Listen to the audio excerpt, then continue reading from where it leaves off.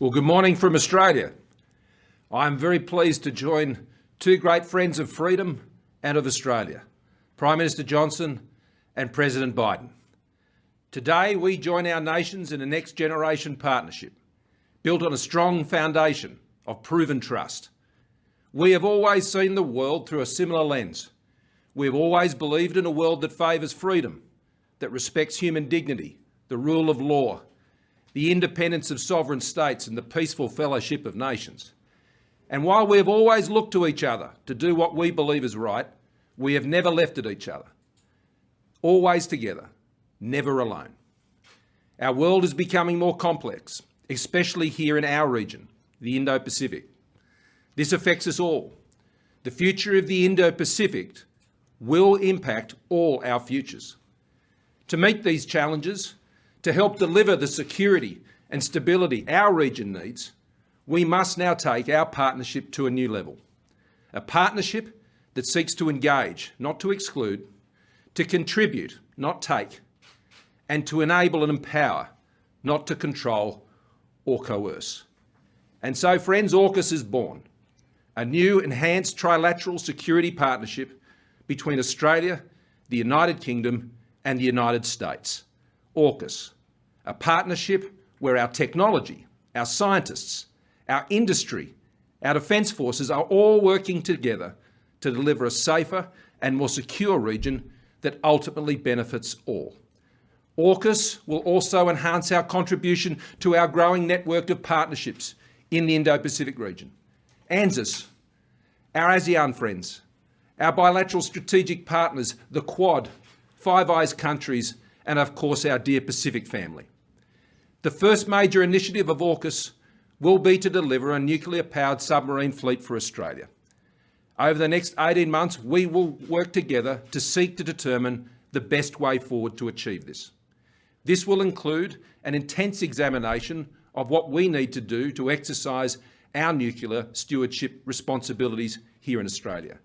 We intend to build these submarines in Adelaide, Australia, in close cooperation with the United Kingdom and the United States. But let me be clear, Australia is not seeking to acquire nuclear weapons or establish a civil nuclear capability. And we will continue to meet all our nuclear non-proliferation obligations. Australia has a long history of defence cooperation with the United States and the United Kingdom. For more than a century, we have stood together for the cause of peace and freedom, motivated by the beliefs we share, sustained by the bonds of friendship we have forged, enabled by the sacrifice of those who have gone before us, and inspired by our shared hope for those who will follow us. And so today, friends, we recommit ourselves to this cause and a new Aukus vision.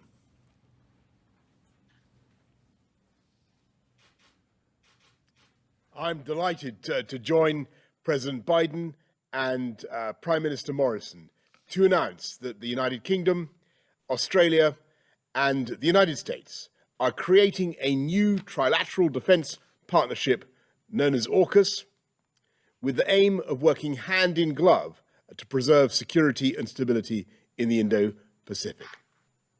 We're opening a new chapter in our friendship, and the first task of this partnership will be to help Australia acquire a fleet of nuclear-powered submarines, emphasising, of course, that the submarines in question will be powered by nuclear reactors, not armed with nuclear weapons. And our work will be fully in line with our non-proliferation obligations. This will be one of the most complex and technically demanding projects in the world, lasting for decades and requiring the most advanced technology. It will draw on the expertise that the UK has acquired over generations, dating back to the launch of the Royal Navy's first nuclear submarine over 60 years ago. And together with the other opportunities from Aukus, creating hundreds of highly skilled jobs across the United Kingdom, including in Scotland, the north of England and the Midlands, taking forward this government's driving purpose of levelling up across the whole country.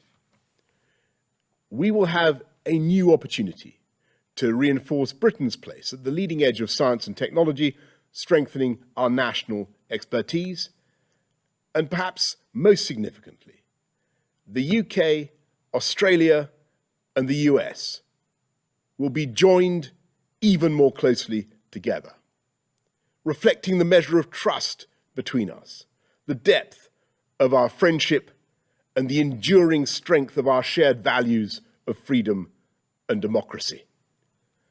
Only a handful of countries possess nuclear-powered submarines, and it is a momentous decision for any nation to acquire this formidable capability, and perhaps equally momentous for any other state to come to its aid. But Australia is one of our oldest friends, a kindred nation, and a fellow democracy, and a natural partner in this enterprise. Now the UK will embark on this project alongside our allies, making the world safer and generating jobs across our United Kingdom. Thank you. Over to you, Mr. President. Thank you, Boris. And I want to thank that fellow down under. Thank you very much, pal. Appreciate it, Mr. Prime Minister. I'm honored today to be joined by two of America's closest allies, Australia and the United Kingdom, to launch a new phase of the trilateral security cooperation among our countries. As Prime Minister Morrison and Prime Minister Johnson said, I want to thank you for this partnership, your vision as we embark together on this strategic mission. Although Australia, the UK and US partnership, Aukus, it sounds strange in all these acronyms, but it's a good one. Aukus, our nations will update and enhance our shared ability to take on the threats of the 21st century, just as we did in the 20th century, together. Our nations and our brave fighting forces have stood shoulder to shoulder for literally more than 100 years, through the trench fighting in World War I, the island hopping in World War II during the frigid winters in Korea, and the scorching heat of the Persian Gulf. The United States, Australia, and the United Kingdom have long been faithful and capable partners, and we're even closer today. Today, we're taking another historic step to deepen and formalize cooperation among all three of our nations, because we all recognize the imperative of ensuring peace and stability in the Indo-Pacific over the long term. We need to be able to address both the current strategic environment in the region and how it may evolve, because the future of each of our nations, and indeed the world, depends on a free and open Indo-Pacific enduring and flourishing in the decades ahead. This is about investing in our greatest source of strength, our alliances, and updating them to better meet the threats of today and tomorrow. It's about connecting America's existing allies and partners in new ways and amplifying our ability to collaborate, recognizing there is no regional divide separating the interests of our Atlantic and Pacific partners. Indeed, this effort reflects the broader trend of key European countries playing an extremely important role in the Indo-Pacific. France, in particular, already has substantial Indo-Pacific presence and is a key partner and ally in strengthening the security and prosperity of the region. The United States looks forward to working closely with France and other key countries as we go forward. And finally, this initiative is about making sure that each of us has a modern capability, the most modern capabilities we need to maneuver and defend against rapidly evolving threats. AUKUS will bring together our sailors, our scientists, and our industries to maintain and expand our edge in military capabilities and critical technologies such as cyber, artificial intelligence, quantum technologies, and undersea domains. Now, as a key project under AUKUS, we are launching consultations with Australia's acquisition of conventionally armed nuclear-powered submarines for its Navy, conventionally armed. I want to be exceedingly clear about this. We're not talking about nuclear-armed submarines. These are conventionally armed submarines that are powered by nuclear reactors. This technology is proven, it's safe. And the United States and the UK have been operating nuclear-powered submarines for decades. I have asked Secretary Austin of the Department of Defense to lead this effort for the US government in close collaboration with the Department of Energy and the Department of State. Our governments will now launch an 18-month consultation period to determine every element of this program, from workforce to training requirements, to production timelines, to safeguards and non-proliferation measures, and to nuclear stewardship and safety to ensure full compliance with each of our nation's commitments under the Nuclear Non-Proliferation Treaty. We'll all undertake this effort in a way that reflects the long-standing leadership in global non-proliferation and rigorous verification standards, in partnership and consultation with the International Atomic Energy Agency.